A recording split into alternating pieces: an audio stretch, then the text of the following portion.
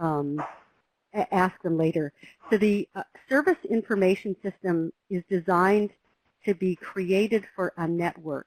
In my experience, most agencies don't have the capacity to build a full evaluation system. It makes sense to do it as a collective. So for OCASI, this SIS has 3 different elements. One is a community data portal, and that's what we're going to be focusing on today. It also has an indicator registry, which is a bank of validated indicators that are related to the logic model around settlement services in Canada. And the third is a set of evaluation tools that includes data collection tools, reporting engine, data management plans, logic model, and so on. We're also building documentation and training videos for people. At the beginning, it's English. SIS is an acronym that can work with French as well, and so we plan to make it bilingual. And for those of you who are interested, we just got a feasibility study grant from IRCC to look at rolling this out across Canada. Next slide. These are, I'm not going to go into each of these in detail, but this gives you an idea of the evaluation tools. They include creating a logic model, designing an evaluation plan. Data management plan includes issues like how long are you retaining the data, who is responsible for the data, and what are the sensitivity levels of the data. We want to build a set of tools that leads to ethical research with links to research ethics boards where appropriate. Now we can go on to the next slide. People who want to know more about this can ask them in the question. The idea here is that we're creating a set of tools that cover the entire life cycle of evaluation. This is one of the central pieces, and that's a registry of validated indicators. In my experience with evaluation, most agencies make up their indicators. They make up the measures based on, I don't know, focus groups or sitting around in a group or picking them out of the air. They tend not to be validated because validation is highly technical and not a whole lot of people know how to assess indicators for validity. What we're doing here is building a bank of validated indicators using metadata registry called Aristotle, which was developed by the government of Australia. It's what they use to manage all the metadata for their human services. And it defines indicators using international metadata standards. And for those of you who are interested, we can talk endlessly about ISO 11179 and DDI and GSIM and so on. But I won't do that right now. Go on to the next slide.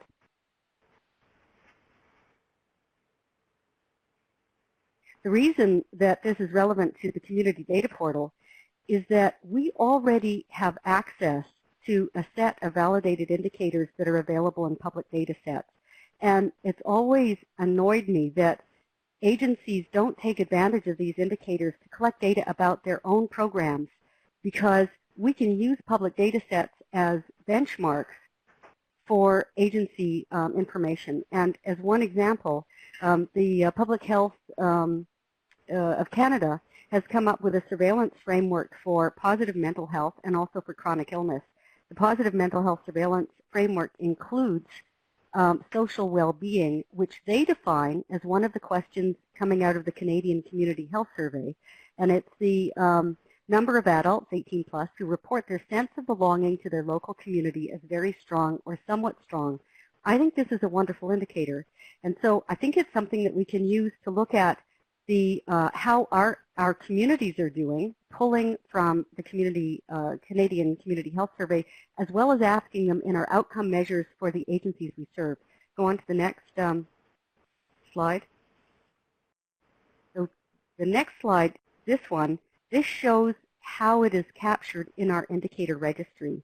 In this case, we're calling it sense of belonging. So you remember PHAC said that the sense of belonging is their indicator for social well-being.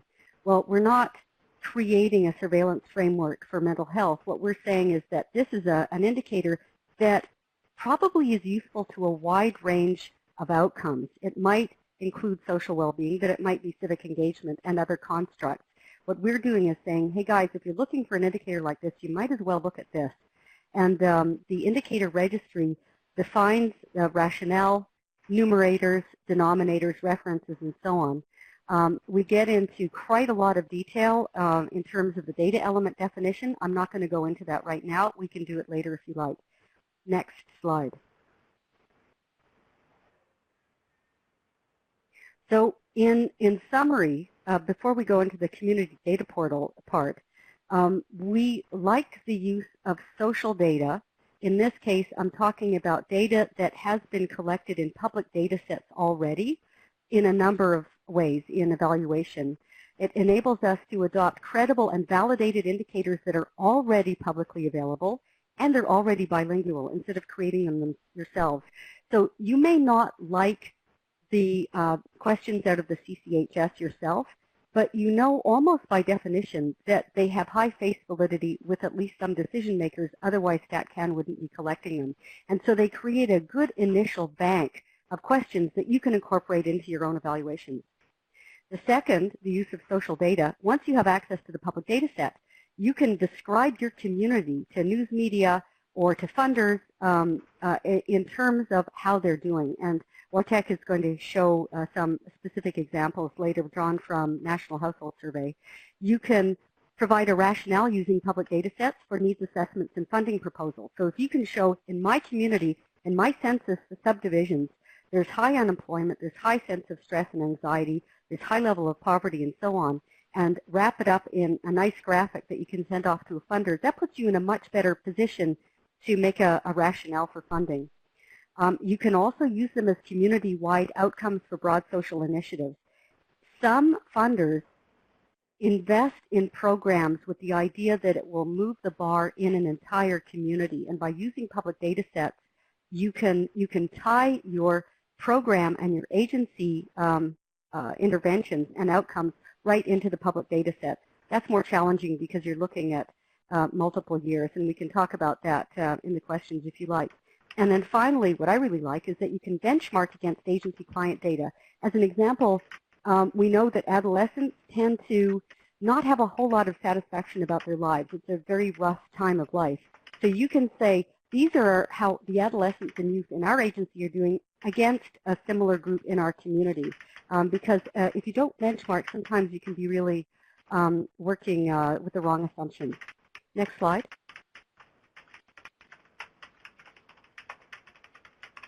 Okay, so we are now looking at how we're using community data.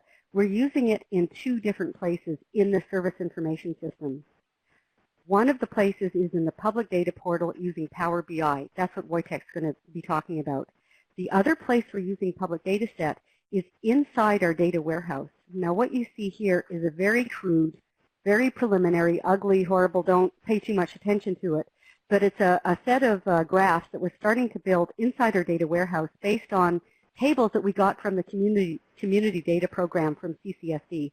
So CCSD commissioned tables from StatCan to look at median employment income at the census subdivision level across Ontario. We've pulled that into our data warehouse, and we can use that to benchmark against individual agencies. Not only benchmark, but also be able to pull community profiles for each agency based on where they're operating. Next slide. So finally, we're at the community data portal. As you remember, we have three major components: the indicator registry, evaluation tools, and data ports. So the one I got was... Oh, hey, Mary, is that you? Okay, I just heard somebody. That's okay. Feel free to interrupt me. Now, if you have questions. Sorry, that wasn't, yeah, there was a bit of background noise there for a minute, Gillian, but okay, it seems it disappeared again. No problems. This is the community data portal. Again, it's very preliminary, and Wojtek with his team at Clouds on Mars, and we are working with OCASI power users to define reports and visualizations that mean something to them. And he's going to go into more detail, but we're finding this very exciting because the more we show people, the more excited agencies are getting about having access to this level of sophistication and this depth of data around their particular communities, around, you know, things they've heard that StatCan collects relevant data, but they've never been able to pull them out and use them themselves to benefit their own community. Next slide.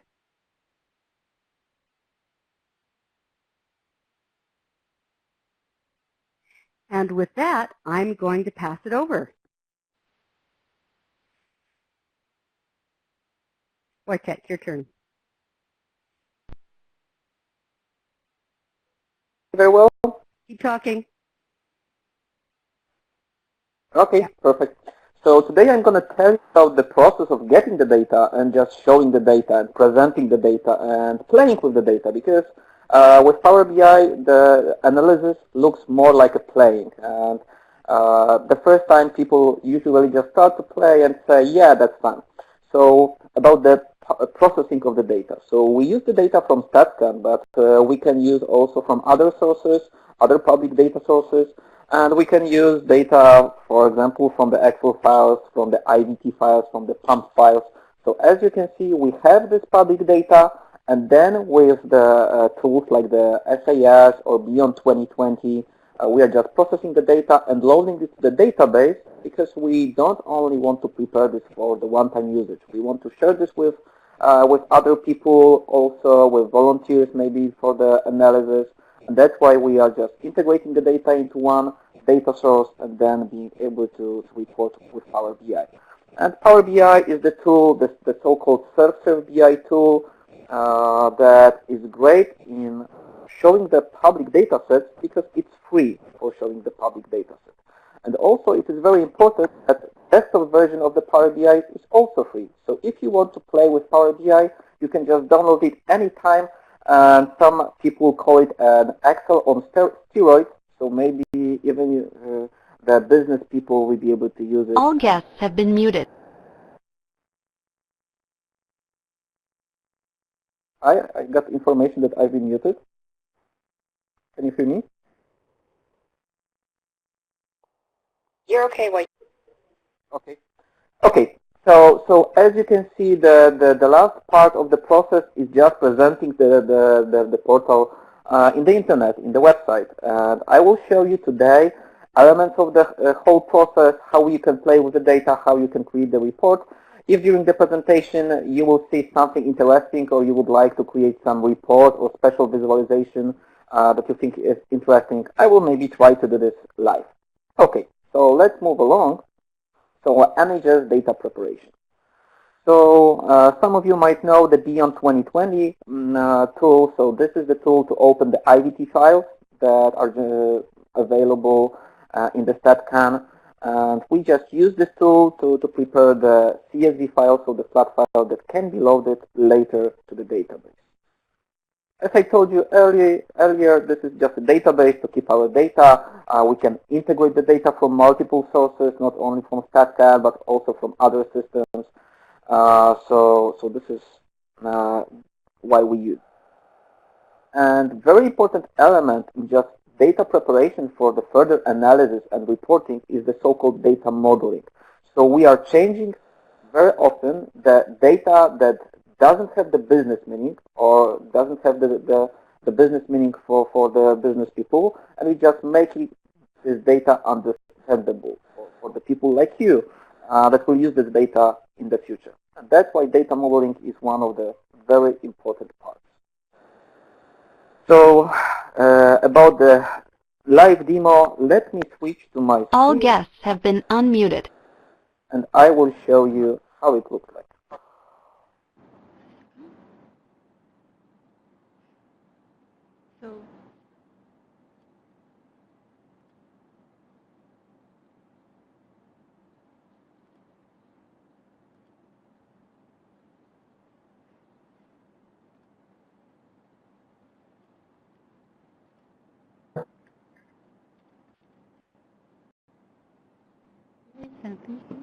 Okay, please tell me when you can see my screen and I can begin.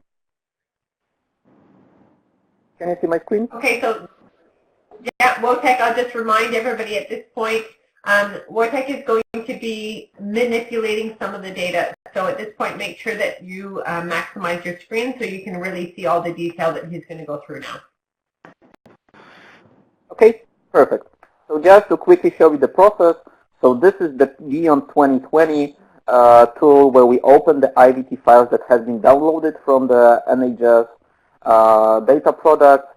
We can export the data quickly to the CSV file. The CSV files are loaded later to the database. So this is just an information that such database exists with tables, with views, and we store the data there. And this is the final part. So this is the Power BI, and this is the Power BI desktop. And in OCASI, you can see exactly this report that is right here.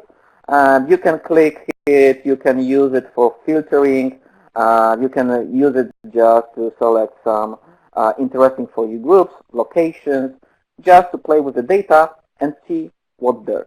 So especially for today's webinar, I have prepared some additional reports to show you some cases how you can use this tool to presenting some other data sources, some other data, and use a different type of visualization. So the biggest assumption in Power BI is the full interactivity and the possible interactions between all the visuals. So for example, if I just click one of the visuals, it's highlighting or filtering other elements. I don't know if you have seen that also the KPIs have been modified.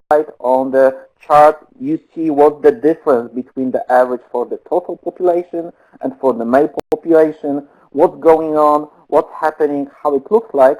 So you can just select for the different sex, for the different education level or the certification level.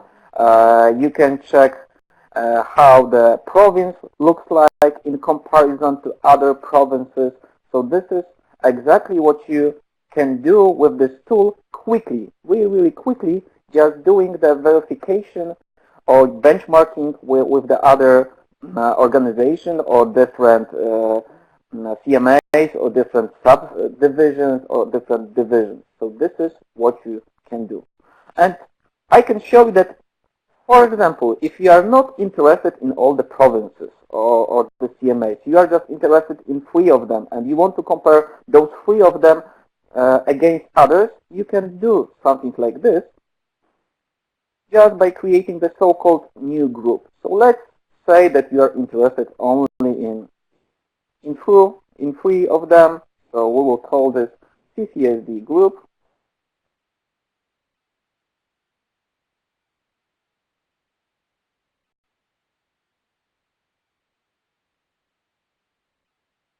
And right now, as you can see in the selector, we have the CCSD group. And this is exactly those 3 provinces that you have selected.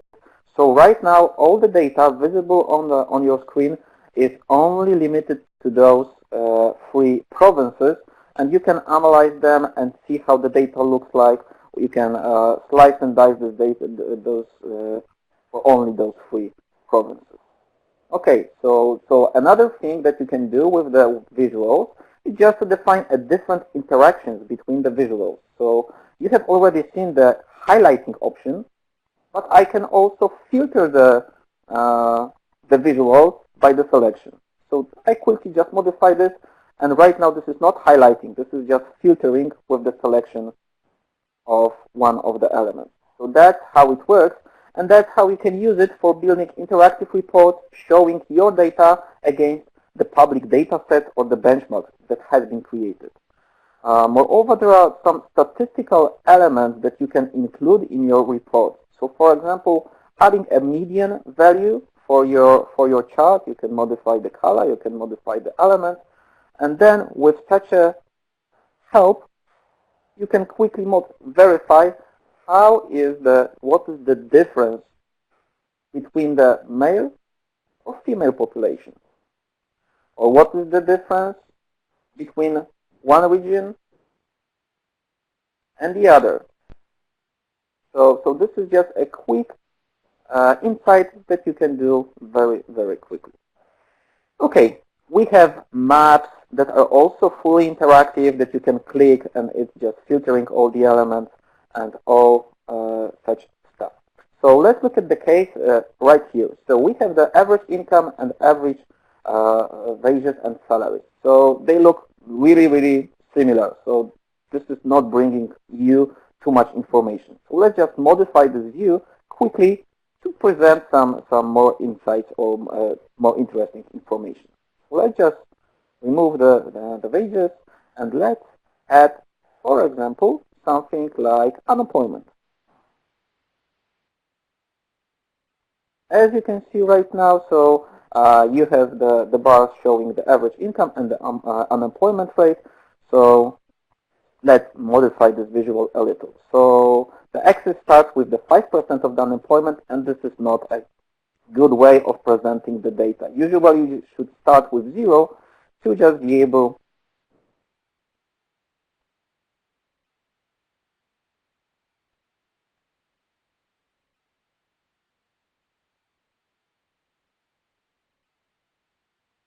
and right now everything starts with 0. So you can just quickly compare and see the, maybe not fully connection, but just correlation that low average income is also correlated with high unemployment. So that's what analysis you can do. You can just modify the colors. You can select the type of chart that you are using. So that's exactly what you can do with this tool. You can do this also for free when you are using this desktop version. Okay, so how are we going to publish this data for the public website or for the public data set? So let's just quickly publish this, and I will publish this right now. I will save the changes because I have modified something. In the meantime, I will look. So about the custom map, yes, you can add the custom map. However, I will just need this map to do this live. So maybe after the webinar, if you have such map, we can do such training for the presentation of the custom map. Okay, so right now I'm exporting the data set, the report. So let's go to the online tool, the online service, where this report will be published. So this is the previous version of the report before the modifications. So after a few minutes, 2 or 3 minutes, it should be uploaded. There is around 6 million of rows in this single tool, in the single report. So it just takes some time to go through the web. However, let me just go to the different workspace that I have prepared before.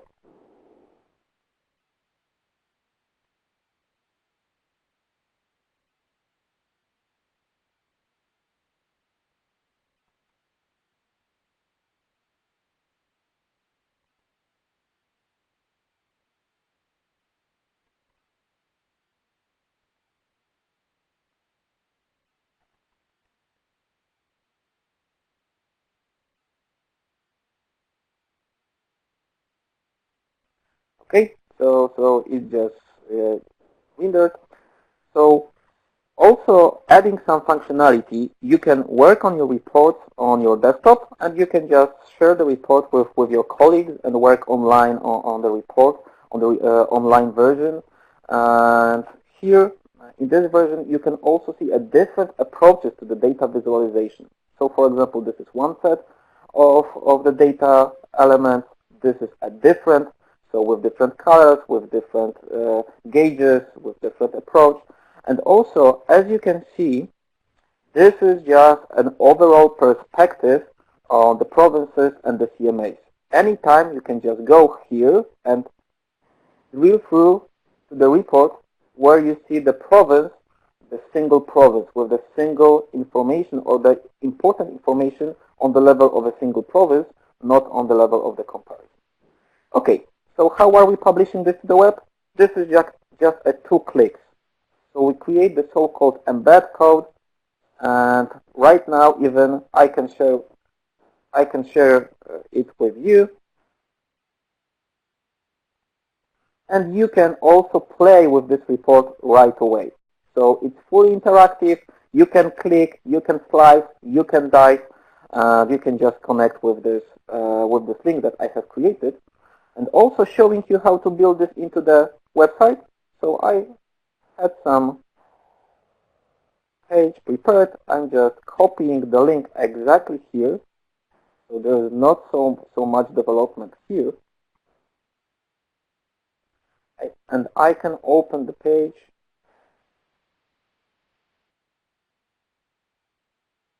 Right away.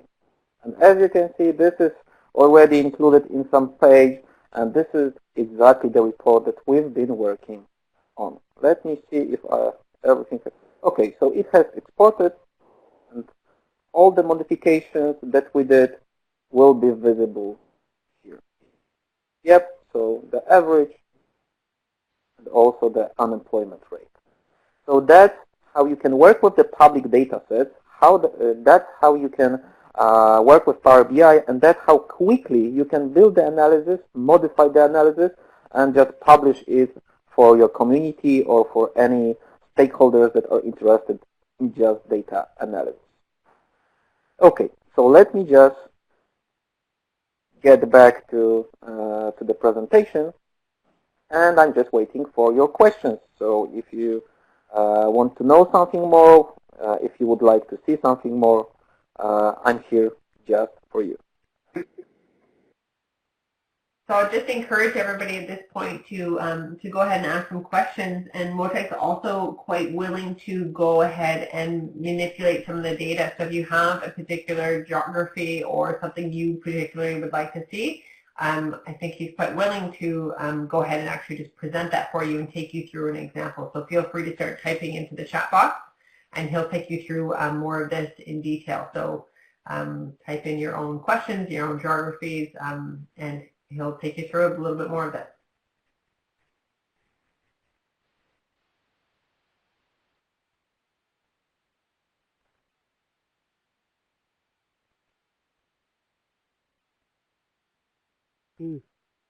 I'm seeing lots of questions in the chat.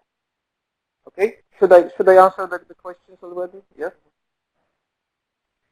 Yeah, Motec, can you see those questions coming up now in the chat? Okay, so let's Yep. So I will just start answering them. Okay, so just keep writing, and I will be answering them one after another. As for printing the individual dashboard, so depending what you call the dashboard, if you are thinking about the visual or the whole report, so when this is published to the web, you can use just the printing option in your browser, web browser. So that's how you can use it. Also, when you are using this Power BI tool for yourself, yes, you can export this to the PDF, and you can just export this also to the PowerPoint. And such a report with the so-called the URL, you can use the web part in your PowerPoint presentation, and you can embed such report also in your PowerPoint presentation, and this will be also visible. So I think this is one of the answers. As for the online resources, yes, there are a lot of online resources. So the Power BI is the Microsoft tool. So this is a tool that has around 5 million users around the world.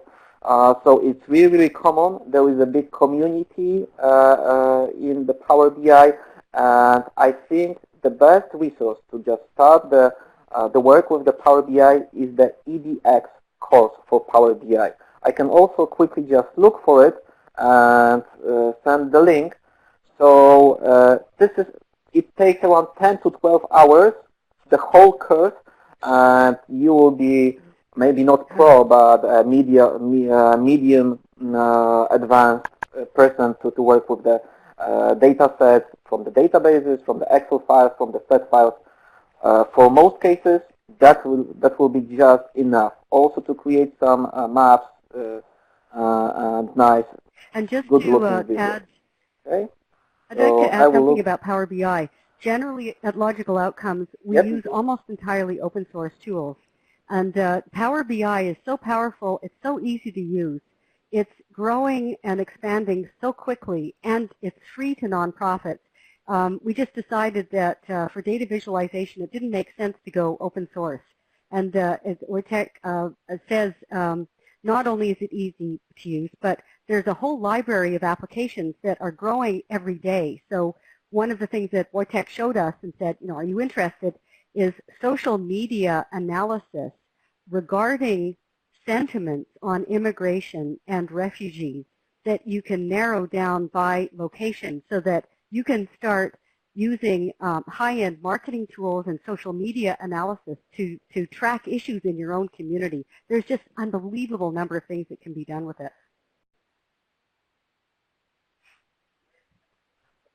Yeah, exactly. So just following up with the questions, when you create a dashboard, can you put it on the website? Yeah, exactly. That's what we do with the OCASI.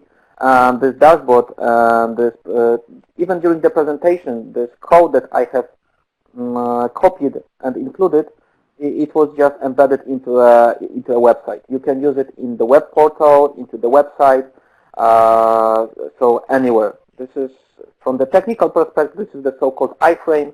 So you can use the web part in SharePoint. Also, you can include such report, or as you call it, dashboard. I'm Okay. also seeing the question yeah? about, is this a demonstration more of the power of BI or the power of the database? This is Power BI, and it's based on data that WCAG just downloaded from the web. So this is completely accessible information. We also have access to the microdata files, of course, from Stat Canada, and there's a lot of public data sets. This is Power BI. Oh, and how much work do you have to do in the back end to get here? Yeah, so there is not so much work done in the backend. So the backend is only to have a single place for the data. For this case, for this particular case, you could also use the CSV file or the Excel file. And I even tried to just export the CSV file from the Beyond 2020 and connect it directly to the Power BI. It works great. So with 6 million rows, with around 20 million rows, the file just becomes a little bigger, around 300 megabytes, but it still works really, really great.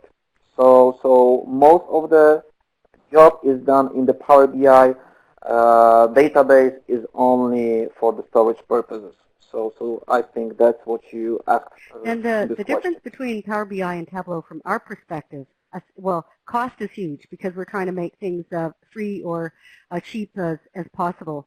But in addition to that, I want to acknowledge Microsoft. Microsoft has donated $5,000 worth of Azure hosting to Logical Outcomes. That is their regular philanthropic donation. So if you're a nonprofit, it's probably really easy for you to get $5,000 a year for a year or two or three. And that means that the high-end data crunching, it happens in Azure. And I'm going to pass this question back over to Wojciech because you know a lot more about it. Yeah, so Power BI and Tableau are really similar when it comes to the functionality. So for the interactivity of the report, so this is the so-called self-serve BI. So from my perspective, I prefer Power BI. It's more elastic, it's more flexible, it's easier for the users to create. However, Tableau right now has some additional features that Power BI don't have. I don't believe that you will need this feature, this special feature right now for the basic analysis or for the creation. And also what I love in Power BI is the so-called custom visuals. I haven't presented this to you. I can share my screen once again. So there is a whole set of custom visuals that you can use together with Power BI. And there are hundreds of partners that are willing to create these custom visuals. So right now there are, I don't know, 100 or 120 custom visuals that you can use for free. So for example, presenting the data on some images and clickable images. So if you want to present a human body and click the hand as the injury, the most often injury for the person, you can do this in Power BI, and you can do this really, really quickly. So that's the difference between the Power BI and Tableau. However, Tableau is also a great tool, so I won't say that you can't cooperate with Tableau. However, Power BI is just free. I'm interested in hearing from the people who are attending, how would you want to use this in your own advocacy work or in your own agencies? So if you had your druthers and you could get access to any public data set that you know about, what kind of manipulations and visualizations would you be looking for?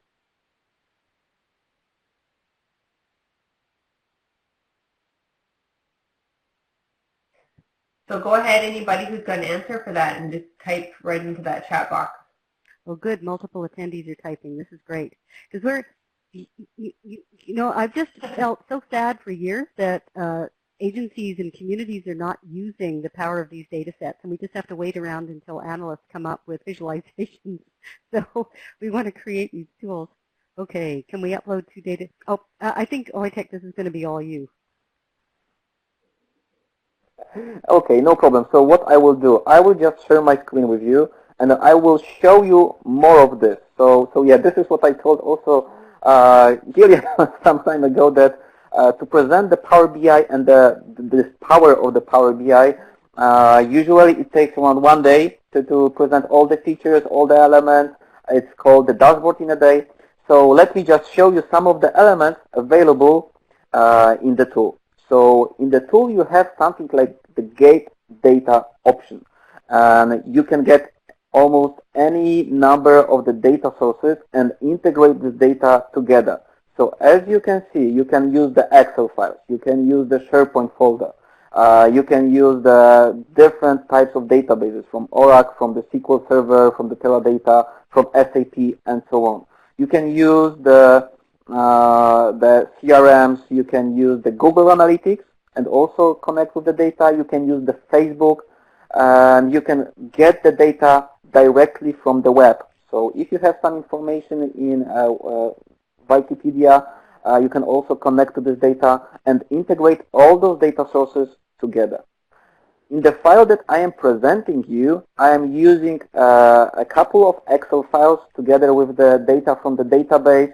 So for example, this initial report that's in OCASI portal, it's using 3 or 4 Excel files integrated together to present the data on the same view. For the other tabs, I'm using the database. However, they are using the hierarchies that have been prepared by me. So all the data sources using the same hierarchies can be sliced and diced by the same filters and by the same elements. So even if you are using a different data sources, still you can filter it with only one element and it works. So it's full interactive. So yes, you can use multiple data sources with Power BI. Okay, let's look for the other questions. Let me address Annika's comment about the Community Lens reports. So as you heard, Logical Outcomes is trying to make these tools, these high-end tools that used to cost hundreds of thousands of dollars to set up and use and make it available. So there are 3 steps. Where first of all, if you're creating them for your own organization, you start with selecting the data set with the variables that you're interested in. They may be StatChem, they may be others. That's easy. That's something that anybody can do. The second step is to create a data model. That's hard. And so the data model, correct me if I'm wrong, Wojtek, this is where you'd say, okay, out of these hundreds and hundreds of variables in this data set, I'm interested in, well, this is from OCASI. OCASI is very interested in ethnicity and race in terms of how that affects or how that is associated with employment status, community health, and so on. That has to be a derived variable that you pull out from the questions in the NHS. And so the deciding how to derive variables from the data and then how to build a structure that allows you to slice and dice according to variables that you want is the data model. Right, Wojtek? Yes, exactly. And when you are using only the one data product, it's much easier. However, when you would like to use a different data product altogether, yeah, that's what the data integration and then data modeling. Exactly. So the data model is where the expense comes in from my point of view. And then once you have a data model that meets your needs, at that point, the third step is to create visualizations and reports. That is much, much easier. And with that, if you have a data model and then you have a little bit of tutorial and a little bit of coaching, you can build them yourself, and then you can say, I want this kind of visualization with that kind of data, and it goes very quickly.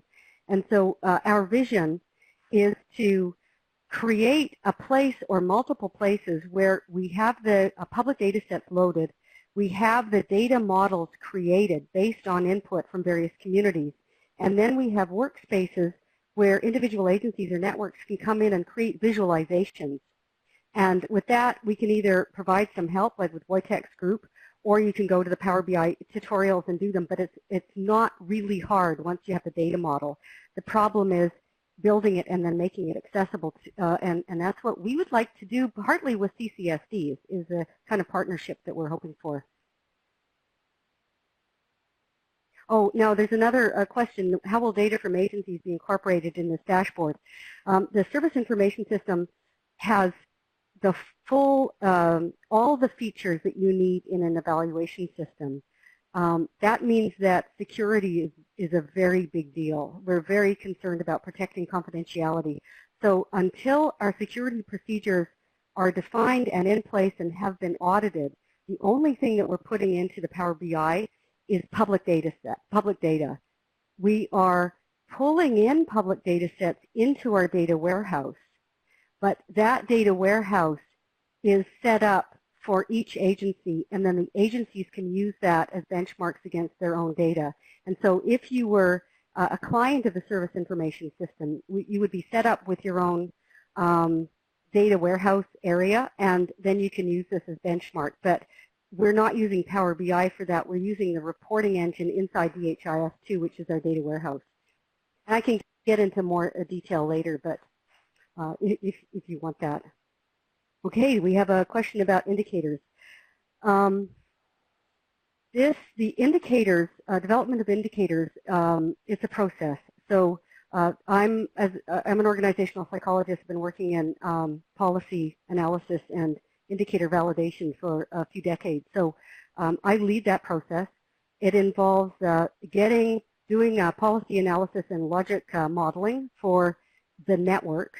And so we know that for settlement outcomes, they include employment, income, health, access to services, and so on. So we do that policy analysis.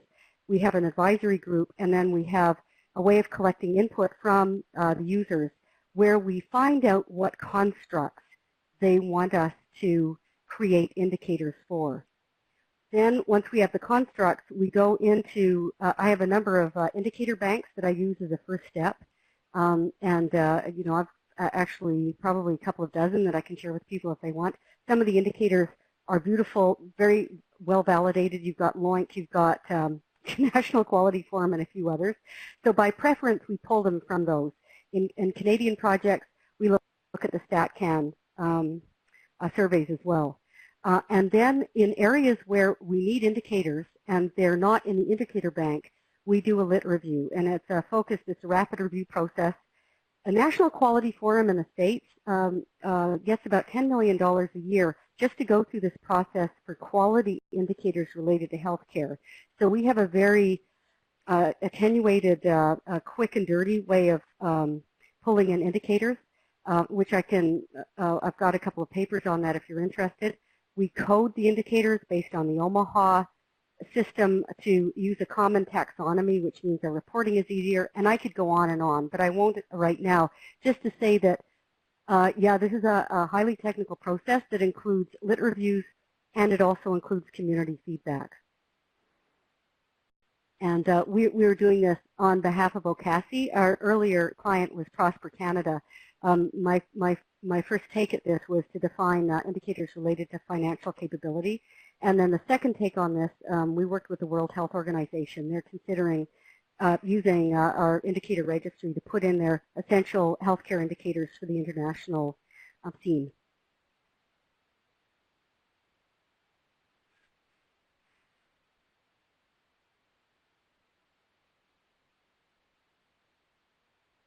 Yeah, in the meantime, I'm just playing with the dashboard, with the report, modifying the report. So if you see something interesting or for you, like for example, if you want to set a target for the gauge, you can set a target that's interesting for you. So I have modified this from 10% to 8%. So you can have a monthly data refresh and send this to the community, for example, presenting how we are doing. If our projects are improving our status or the status of our indicators.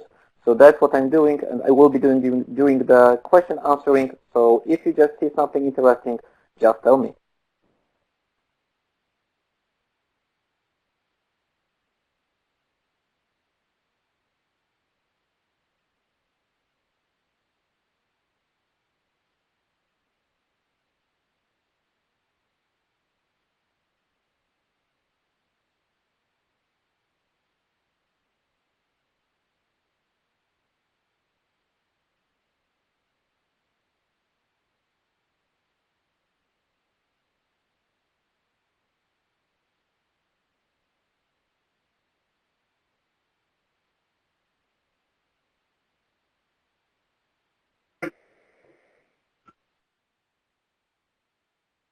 All right, we'll just wait while we get any more questions that people have, or if you want to see anything particular and have Wojtek take you through it right now, this is a great time to have a live version of going through and seeing some of these variables. And Wojtek and Gillian are both pretty happy to share information after the presentation. So if there is questions that come up afterwards, please feel free to get in touch with us and let us know. And as Gillian said, she's welcome to share more information. So if there's something in particular you're looking for information on for, or any more in-depth answers to some of these questions, just feel free to follow up with us afterwards. Yeah, so the next question. So there is a question how you are selecting the correct data visualization. And as always, there are different elements that affect the data visualization that you are using. If you are using the bar chart, or if you are using the just the line chart, or some different types of visualization, or the dot plot, or the tree map.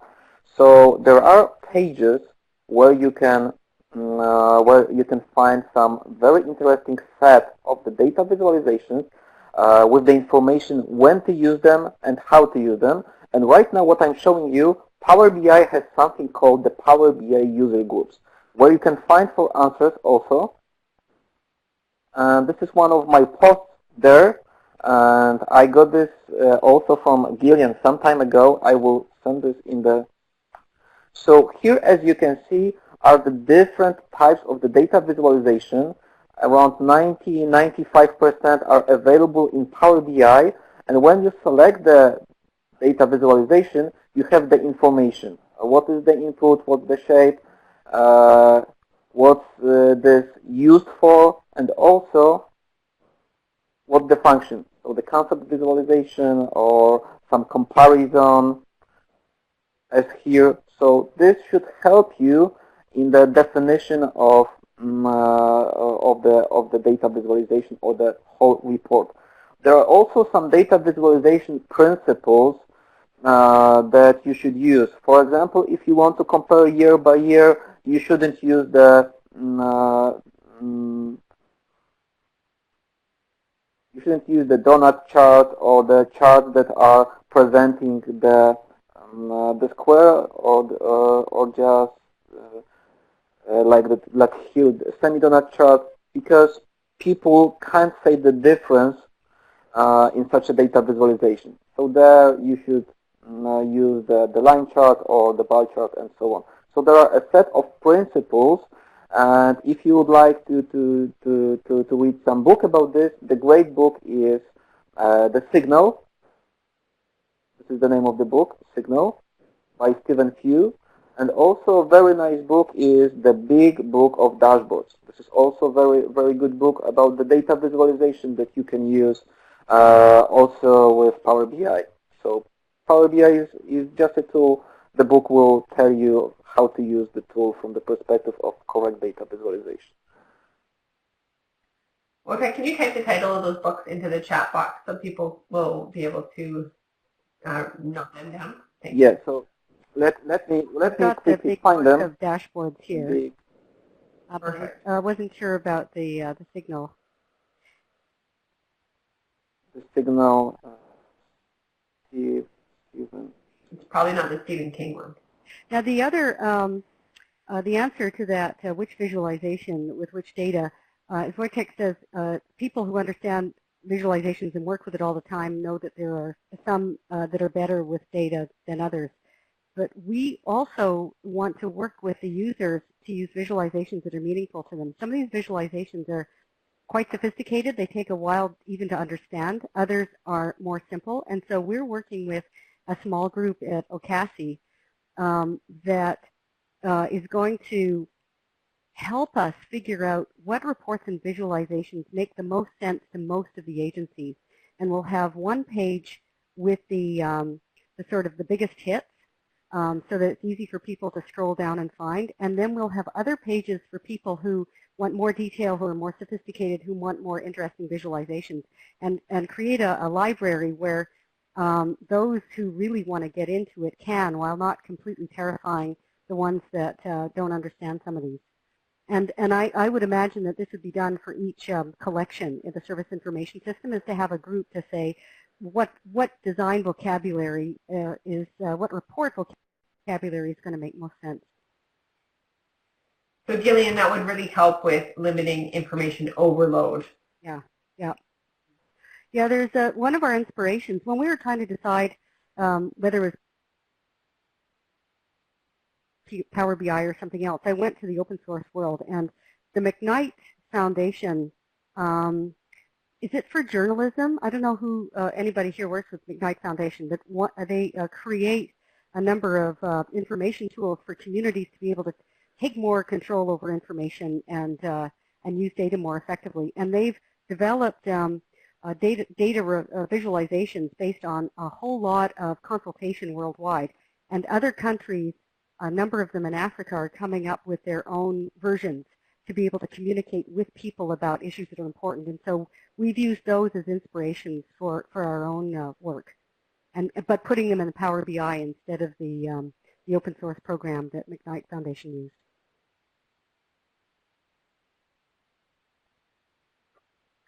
Okay, perfect. Here is just a quick answer to the question if you can publish this on your web. This is exactly how it looks like. So this is the Power BI report. And as you can see, this is hosted on the Clouds on Mars domain. So for the user, it's not even visible that it's Power BI, or or it is visible in the left corner, but it's not so obvious what the user is just seeing right now. With some additional elements. Also, this is a different type of Power BI report. So you can see the clouds around the Power BI report, and still this is just a different type of report connecting with the Facebook data, with some web data. So yeah, you can do this. Now, were you, Olga, were you asking about a particular report that Wojtek just created and whether you could point to it, or were you asking in general?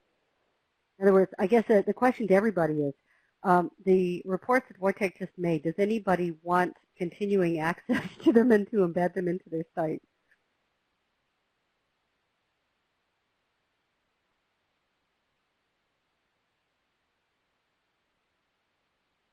And a follow-up to that, I guess, is if people want to use this data model that we are developing, when I say we, I'm talking about you, Wojtek. We are developing data models for the immigrant and refugee agencies.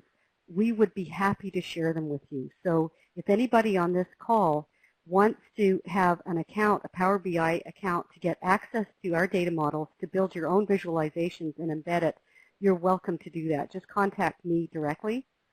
And the other, as Wojtek mentioned quickly, we are looking for professional data scientists who are, there are a number of data scientists that volunteer for nonprofits. There's a few volunteer groups, and there's some individual people who've approached me and said that they would be happy to work with us to develop reports and visualizations for NGOs. And they can get really complex. You can do predictive analytics. You can do all kinds of things.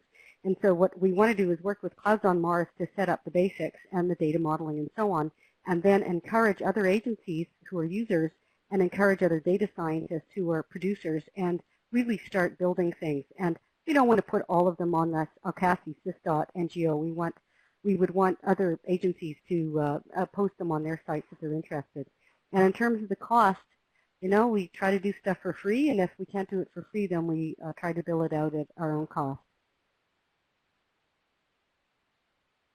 So maybe this would be a chance that Gillian and Wojtek, if you can both put into the chat box the best way to get in touch with you, an email address or phone number that people can get in touch with you for follow-up, then they'll be able to note that down before we finish our session in the next few minutes. Great. That's great. Thank you very much.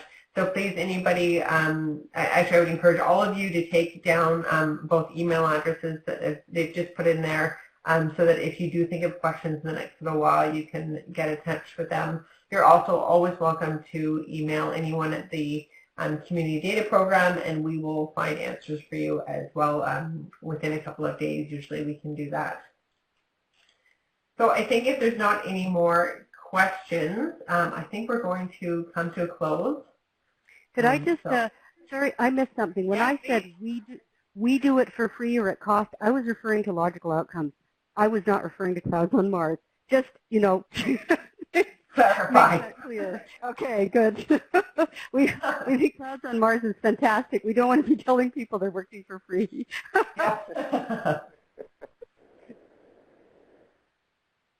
Okay, that's great. Well, thank you so much to both, to Gillian and to WOTEC for your presentations. And thank you for all our members who joined us today. We really appreciate you taking this time to find some different ideas and different tools that you can use, because there's so much data, and we know that we don't all have those tools that are there to make use of it, to make those visualizations that we need in order to show the media and to show people out in our communities what's really happening. So thank you very much. And we're really hoping that these tools are going to help you in your work that you're doing. Please feel free to follow up with us if you have any questions or you need more information on the data that we house within the program. So thank you, everybody, and I hope you enjoy the rest of your day, and hopefully we'll see you on our next webinar. We have an orientation webinar coming up on Wednesday, October 11th. This is for anybody who needs sort of a reminder about the community data program itself. It's an orientation to the overall program, including some of the data sets and other tools that we have. This can also be for people who are not current members of your consortia, if you want to invite anybody in to just get a look at the program and what they have access to. So thank you again, and hope everybody has a great day. Bye-bye. Thank you very much. Bye-bye.